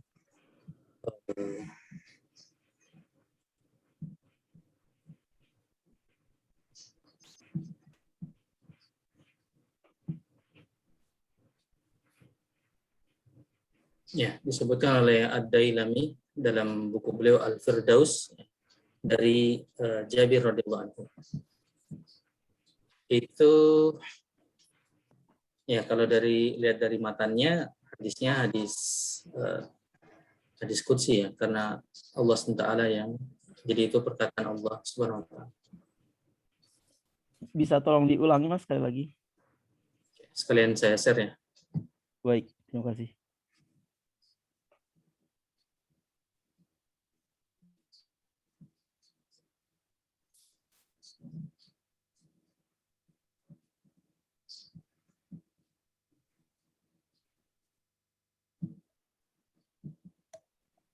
Ya.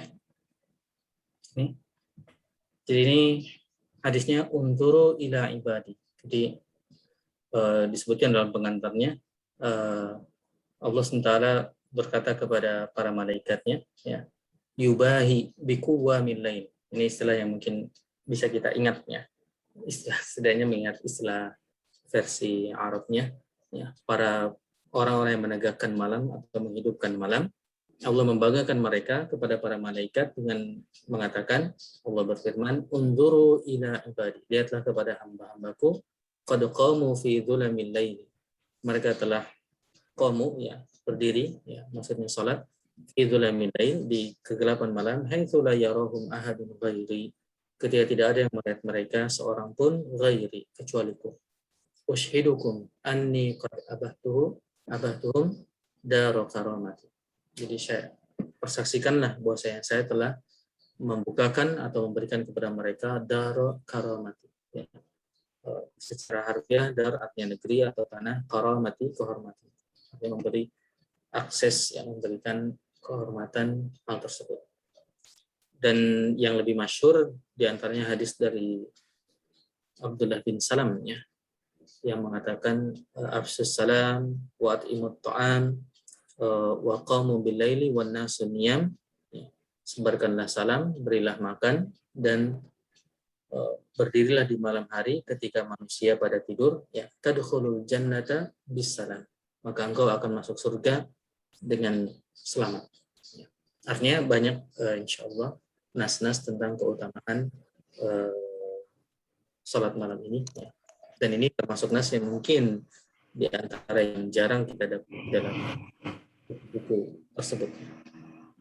Ya, ini ternyata saya nukil di sini Dzakarahu Ad-Dailami dalam bukunya Al-Firdaus. Ini biasanya nomor hadisnya dalam buku tersebut An Sayyidina Jabir radhiyallahu anhu. Demikian. Baik, dan waktunya sendiri sepertiga malam terakhir dan sesudah tidur, insya Allah lebih afdal, Mas, ya, gitu. Tadi sebutkan sebenarnya yang disebut qiyamul lail atau salat malam itu mencakup semua salat di malam hari. Semua salat di malam hari, bahkan ketika tadi perkataan salat sunnah di malam hari itu lebih mulia daripada salat sunnah di siang hari. Maka termasuk salat sunnah yang kita lakukan ba'dal maghrib. Kan pada dasarnya salat sunnah itu boleh kapanpun, kecuali di waktu-waktu yang terlarang. Maka ba'dal maghrib sampai isya itu bukan waktu terlarang salat sunnah. Salat sunnah mutlak itu salat sunnah yang memang tanpa reason spesifik, tanpa alasan tertentu dia salat sunnah saja.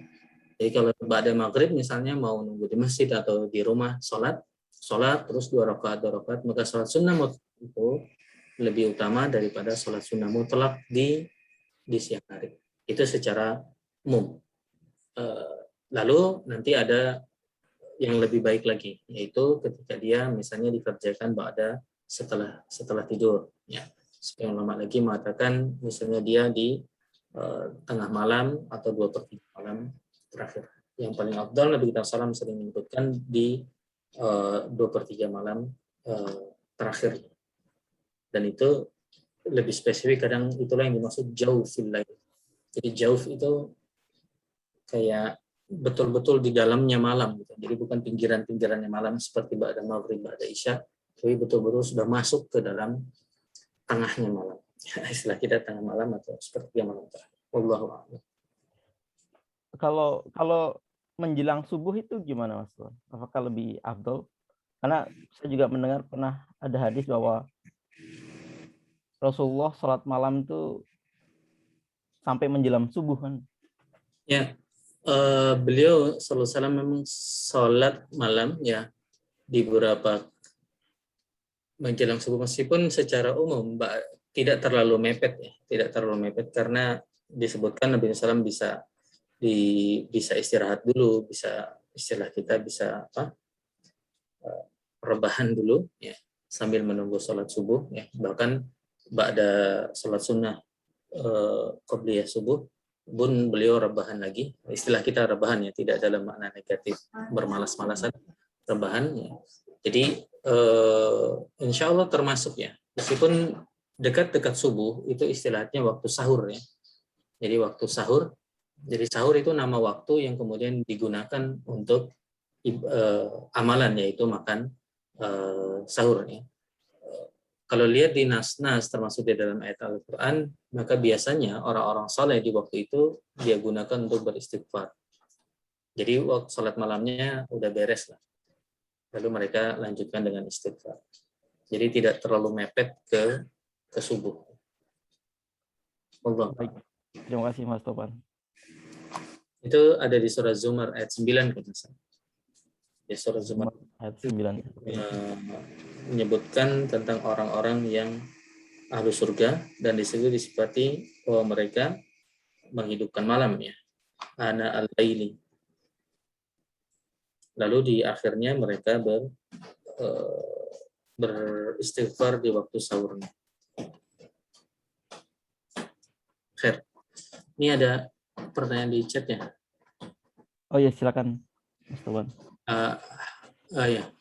Kang Hadi Yunda, apakah orang-orang yang senantiasa menjaga lisannya berbanding lurus dengan ibadah-ibadah rukun Islamnya semakin baik dan abu-abul khairnya akan dipermudah oleh Allah Subhanahu wa taala?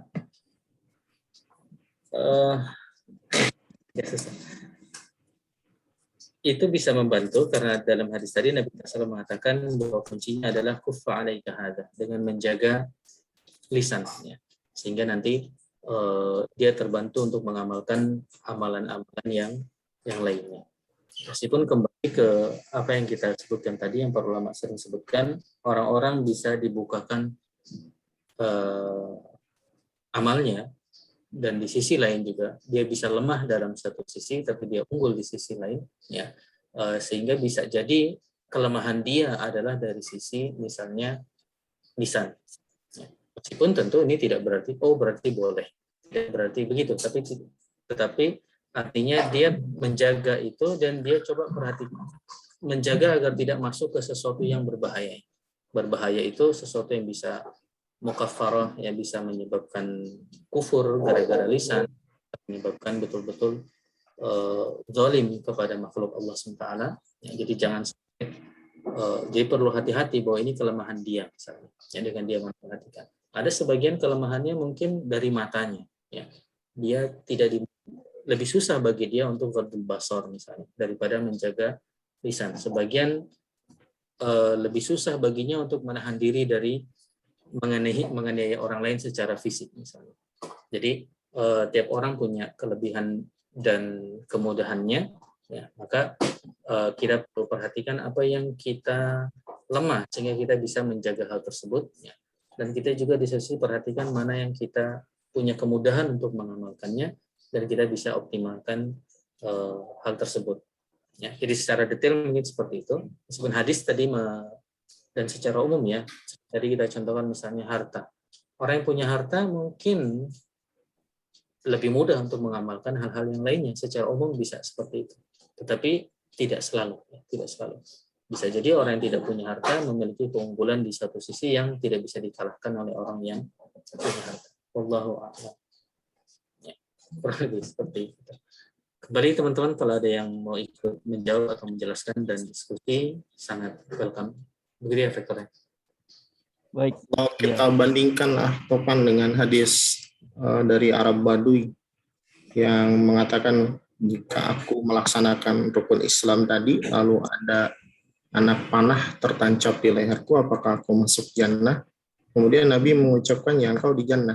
Akhirnya di medan perang dicari, ternyata betul ada anak panah di tenggorokannya dan dia disaksikan sebagai ahli jannah. Dengan memahami perbandingan itu, tampaknya Anda malah jadi takut membaca hadis ini gitu. Soalnya karena yang bertanya Abdullah atau Mu'adz bin Jabal, akhirnya Nabi menjawab secara terperinci berdasarkan definisi ilmiah yang bisa dicerna Mu'adz bin Jabal. Akhirnya pertanyaan sama yang kriterianya mendekati itu dijawab secara terperinci karena luasnya ilmu yang dimiliki Mu'adz. Dan bisa jadi ini pun tagihan gitu, atau mungkin membuat kita jadi tunduk bahwa keluasan wawasan horizon yang dimiliki itu menjadi sebuah tanggung jawab kepada pribadi, bahwasanya Jika dilakukan maka Allah Tabaraka wa Ta'ala memberikan balasan yang banyak, dan jika disia-siakan tentunya itu pun menjadi persoalan. Latazulu qadama abdin yaumal qiyamah hatta yus'alu ala arba. Mungkin di posisi lain salah satu kemudahannya ya dengan dakwah ini, membuka forum berbicara tentang agama, karena ada kaidah lain, kalau kita tidak mengamalkan, ada sahabat atau kerabat yang mendapati ilmu dan mengamalkan amalan tersebut, maka kita mendapat faedahnya yang tadi. Allahu alam, tapi mudah-mudahan jawabannya seperti itu. Jadi ketika punya banyak hal, tidak bisa dilakukan semuanya karena mengajar, akhirnya kebaikan serupa kita dapati pula karena dari orang yang mendapatkan hidayah dan dimudahkan di amalan tersebut. Allahu alam. Ya, ya, betul. Dan ya tadi Masya Allah ya, betul sekali penjelasan Nabi SAW kepada orang Arab Badui itu jauh lebih sederhana dibandingkan penjelasan kepada Mu'ad bin Jabal. Jadi orang Arab Badui itu ya, yang penting rukun Islam pegang, maka bagimu surga. Dan itu masuk di konteks tanya jawab yang pertama dari Mu'ad itu. Yang bisa memasukkan surga dan menjauhkan dari neraka, ya jawabannya sama, rukun Islam. Tapi kembali atas hikmah Nabi kita SAW ternyata menambah semangat lain kepada Mu'ad ya, beberapa amanah ilmu yang kita pakai sudut pandang amanah, bahwa ilmu itu amanah untuk disampaikan dan dikerjakan, kepada Mu'ad ternyata lebih ya. Dan amanah itu nyampe kepada kita saat ini, maka bisa bermanfaat dengan kita amalkan, dan waliyadzubillah semoga tidak menjadi bumerang bagi kita ketika kita sia-siakan atau bahkan kita kiri. Di sini oh ya Afridah foto Puan dari Isa, senada dan pertanyaan sebelumnya, tafsir dari ya ayyuhalladzina amanu qulu qawlan sadida yuslih lakum a'malakum wa yaghfir lakum dzunubakum. Apakah qawlan sadida di sini artinya menjaga lisan?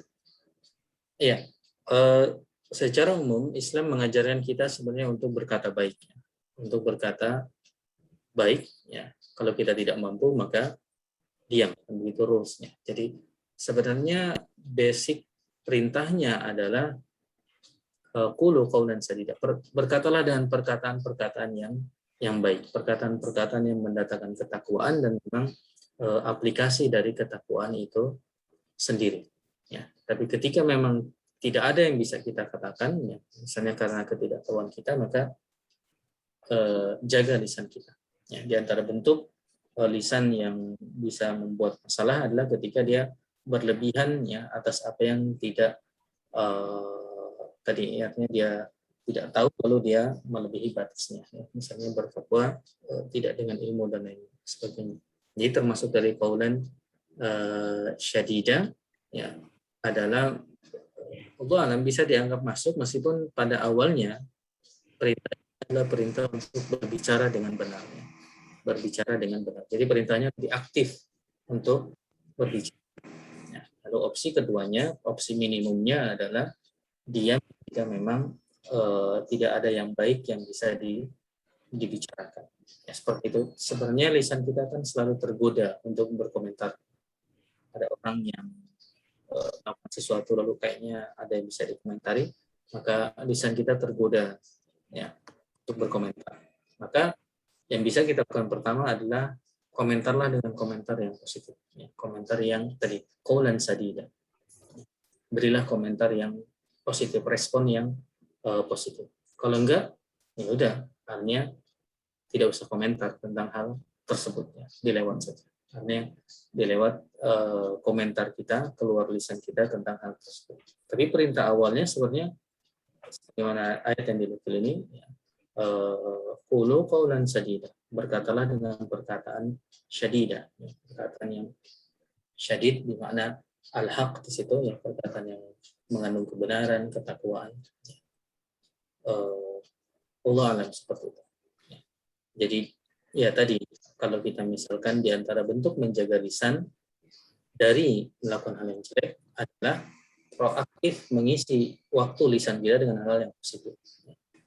Misalnya bentuk proaktif adalah dengan banyak berzikir, karena dengan itu mungkin lisan kita sibuk, ya, tidak melakukan hal-hal yang lain. Dengan melakukan amal-amal yang baik, maka lisan kita sibuk. Qulu qawlan sadida ini lebih proaktif, ya. Jadi menghindari terjatuh ke dalam bahaya lisan tadi sifatnya proaktif. Dia tidak ghibah, tapi dia malah menyebarkan kebaikan orang, menyebarkan hal-hal baik dari orang lain itu disebarkan. Itu yang baik, itu hal yang baik. Dia tidak mengolok-olok, tapi dia malah sebaliknya kita diajarkan untuk idkhalus surur, ya, memberikan kebahagiaan kepada orang lain. Ya, orang lain mungkin ada hal yang tidak pas, ya, ada hal yang kurang, tetapi opsinya kita bisa qaulan sadida, yaitu apa? Idkhalus surur, beri dia kebahagiaan, beri dia motivasi dalam kondisi tersebut.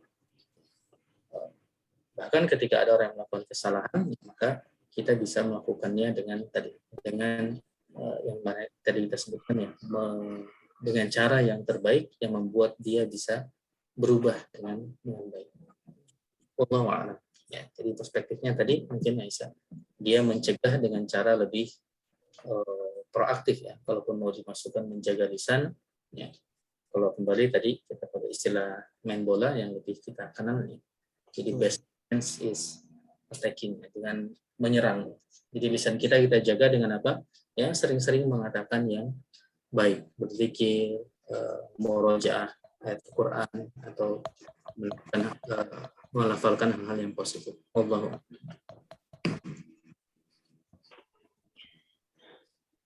Baik, terima kasih sahabat dan juga Mas Topan atas diskusinya. Silakan jika masih ada tambahan atau juga diskusi yang lain.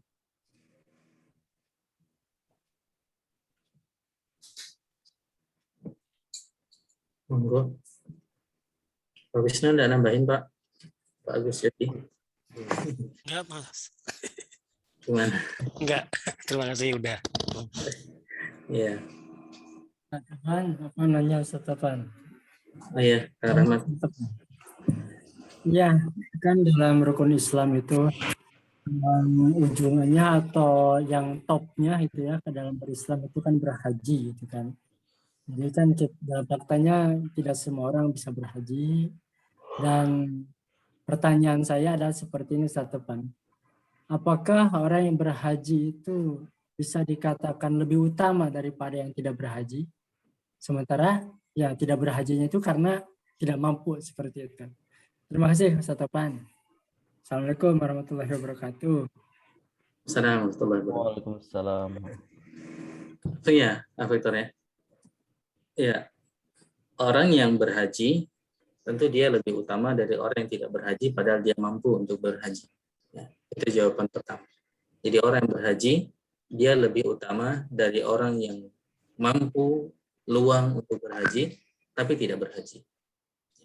Jadi ini diantara bentuk fairness agama Islam, bahwa ketika memang kesempatan itu sama-sama ada, ya, maka dia bisa dibandingkan mana yang lebih baik, ya. Bahwasanya yang haji tentu dia lebih baik dari sisi ini, ya. Dan kembali kita pun tidak diajarkan untuk membandingkan secara keseluruhan, ya. Dari sisi ibadah hajinya yang ini lebih unggul daripada yang tadi ketika dia tidak punya kesempatan, ya. Ketika dia pun sama-sama punya kesempatan tapi dia tidak menggunakan kesempatan itu untuk pergi haji, haji. Itu dari satu sisi. Dan sisi lain, orang yang haji ini tentu dia punya potensi untuk lebih mulia, ya. Karena ayat-ayat tentang keutamaan orang haji, misalnya al-hajju mabrur laisa lahu jazaa'un illa jannah. Orang yang haji mabrur maka tidak ada balasan baginya kecuali surga. Maka orang yang tidak haji tidak bisa compete untuk mengejar ini, ya. Jadi istilah olimpiade, ikut olimpiade aja dia nggak ikut, maka bagaimana dia bisa dibandingkan? Tapi tentu kita tidak, manusia ini lebih mulia daripada manusia ini. Kita bandingannya lokal saja dari sisi ibadah haji tadi, ya, dari sisi ibadah haji. Secara umum dia punya potensi unggul, punya satu tiket, ya, untuk unggul, yaitu haji tadi. Maka orang yang tidak, ya kalaupun tadi dia bisa berkesempatan tapi tidak pergi haji, ya mungkin dia segera bertobat, ya. Lalu dia coba, kalau memang masih ada kesempatan dia kerjakan. Ya. Kalau memang kesempatan itu sudah hilang, maka dia coba ganti dengan amalan-amalan yang lain. Jadi secara umum membandingkan secara itu sangat susah, ya. Apakah orang yang haji lebih baik daripada yang tidak haji? Allah alam, karena yang jelas ya dari sisi mengamalkan haji, kalau dua-duanya ada peluang, maka yang satu menunjukkan dia lebih dari sisi memanfaatkan peluang. Tapi apakah yang satu haji ini secara umum lebih bagus? Ya, tadi kembali ke tadi, begitu banyak amalan-amalan yang ditawarkan. Ya. Dan ini juga mengajarkan kita, itu kita bicara haji, ya, apalagi amalan-amalan sunnah yang lain, ya, ketika orang lain belum terbuka untuk mengamalkan amalan tersebut, ya, belum tentu orang itu lebih di bawah kita. Bisa jadi overall ternyata nilai lebih unggul dari kita. Dan yang bisa kita lakukannya berkompetisi dalam kebaikan adalah berusaha mengerjakan apa yang memang Allah bukakan kepada kita di antara begitu banyak opsi-opsi kebaikan. Dan semua tentu dimulai dengan al-wajibat, ya, sesuatu yang wajib, ya, sesuatu yang wajib. Maka itu wallahualam tentang pertanyaan. Dan kedua tentang puncak. Maaf, ini komentar tentang puncaknya Kang Rahmat. Sesuatu yang Allah wajibkan dan tidak ada opsi, itu sebenarnya menunjukkan sesuatu sangat penting. Jadi dari sisi 5 itu menunjukkan syahadat itu sebenarnya sangat penting, sehingga semua harus ada syahadat, tidak boleh nggak ada. Lalu sholat, lalu lain-lain. Jadi dari sisi itu haji, ketika dia ada opsi dikerjakan hanya oleh orang yang bisa, ya memang dari sisi keperluan manusia kepada ibadah haji di bawah dari yang lainnya. Wallahu a'lam. Itu dari satu perspektif tadi. Karena kalau dia begitu penting, dan tentu sebagai rukun Islam dia sangat penting, tetapi dibandingkan rukun Islam yang lainnya, urutannya seperti tadi, syahadat, salat, dan zakat, lalu saum. Kembali, akhirnya hari ini tentang perbandingan antara hal-hal yang utama, ya. PR kita adalah apa yang memang terbuka bagi kita, maka itulah yang akan kita ditanya, ya. Kita misalnya ada peluang untuk melakukan amal soleh, ya, kita punya ilmunya, kita punya waktunya, kita punya uangnya misalnya, maka itu yang akan dipertanggungjawabkan. Kenikmatan-kenikmatan yang Allah berikan kepada kita, itu yang akan ditanya, dipakai apa, untuk apa. Kita tidak akan ditanya, kalau memang misalnya orang yang tidak bisa haji, tidak ada kesempatan, ya dia bebas dari masalah itu.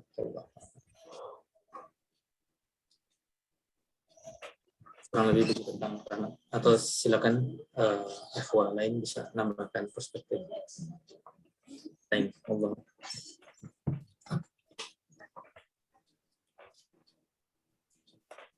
Baik, terima kasih Kang Rahmat dan juga Kang Topan atas penjelasannya. Bagaimana Kang Rahmat? Sudah terjawab, insya Allah. Alhamdulillah, termohon Ustaz. Alhamdulillah. Amin. Pak Agus jadi mau nambahkan?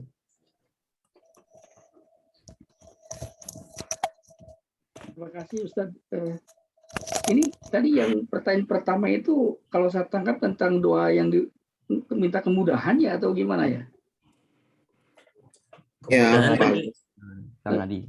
Kalau secara khusus mungkin nggak ada ya. Mungkin kalau umum mungkin bisa digunakan doa Nabi Musa itu ya. Rabbi shrah li sadri wa yassir li amri itu. Di surat Tuha itu. Mungkin itu bisa ya untuk melapangkan hati, kemudian dimudahkan urusan itu. Betul. Ya sirli amri mungkin masih bisa tuh kalau yang umum barangkali itu sih. Ya, masuk Pak Agus, betul. Ya mungkin itu. Dan juga ini baca paparan dari Syekh Utsaimin rahimahullah. Dia juga hanya mengutip, sudah sepatutnya setiap orang meminta kepada Allah kemudahan untuk urusan agama dan dunia. Karena siapa saja yang tidak Allah mudahkan, maka sulit untuk menjalani segala sesuatu. Di atas bahwa amal tadi dikatakan rahmat, maka bisa jadi seorang masuk ke dalam jannah karena amal itu, karena dia mendapatkan rahmat Allah dalam bentuk dimudahkannya dia dalam melakukan sebuah amal. Masya Allah, Syekh Utsaimin di sini.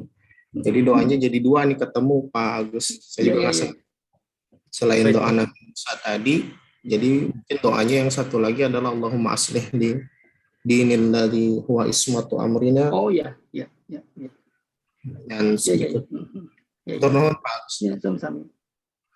Satu lagi tadi saya baca di tafsir Bagawi itu qaulan syadid, nggak pakai sin ya. Qaulan sadida itu katanya bisa qaulan sawaban, itu mungkin ucapan hak ya, Ustaz ya, setahuan ya. Ya. Sawaban itu ya. Kemudian adilan atau adlan barangkali, sidokan, mustaqiman. Nah, bisa jadi maknanya juga katanya di situ adalah la ilaha illallah. Jadi wahai orang yang beriman, ittaqullaha wa qulu la ilaha illallah. Kira-kira begitu. Mungkin tauhid maksudnya, kira-kira begitu. Jadi maknanya bisa banyak. Salah satu yang tadi saya kira betul itu yang ucapan yang hak ya. Artinya memang konsekuensinya ya lisan harus dijaga, kira-kira begitu. Ya, itu aja mungkin yang bisa saya tambahkan. Nah, jazakumullah khair Pak Agus. Ya. Tadi menarik ya, selain yang umum, masuk yang umum tadi contoh dari Pak Agus mungkin menjawab detail ke, kalau memang pertanyaan tadi adalah amalan spesifik ya. Spesifik untuk bisa berkata dengan baik, ya itu tadi ya, wahlul 'uqdatam min lisani yafqahu qawli. Ini di antara perkataan ya, agar di antara amal yang cukup spesifik dibandingkan yang lainnya, yaitu untuk bisa berkata dengan baik dan lancar. Dan kalau kita ingat latar belakangnya, yaitu di antara sesuatu yang perlu ditambahkan dari Nabi Musa, sehingga beliau alaihissalam meminta dibantu oleh ya, karena memang ada kekurangan dari sisi kefasihan dalam bicara. Sehingga kalau amal khusus yang dimaksud adalah fasih dalam bicara, wahlul 'uqdatam min lisani yafqahu qawli. Allah alam lihat ini sebenarnya bagus menjawab kalau memang kita perlu amal yang spesifik ya, salah satunya ini ya. Hal lain yang jadi teringat meskipun wallah alam tentang asal usulnya, yaitu amalan terkait Al-Quran. Maka ini termasuk yang banyak ya. Misalnya termasuk doa setelah khataman Quran itu, Allah yang masyhur ya, Allahumma arhamni bil Quran dan lain sebagainya. Ini juga termasuk spesifik ya. Dan yang lainnya umum tadi ya, dan banyak. Salah satu banyak sekali ya masyhur ya, yang mungkin karena kita sering baca surah Al-Kahfi, di antara yang bagus mungkin doanya Ashabul Kahfi ya. Rabbana atina min ladunka rahmah wa hayyi' lana min amrina rasyada. Dan ya, kembali banyak sekali doa bisa kita terapkan. Sebagian ulama menasihatkan ya, lebih baik kita bisa menghayati doa tersebut ya, sehingga lebih mengena ketika kita mendoakan hal tersebutnya. Oke, mungkin itu.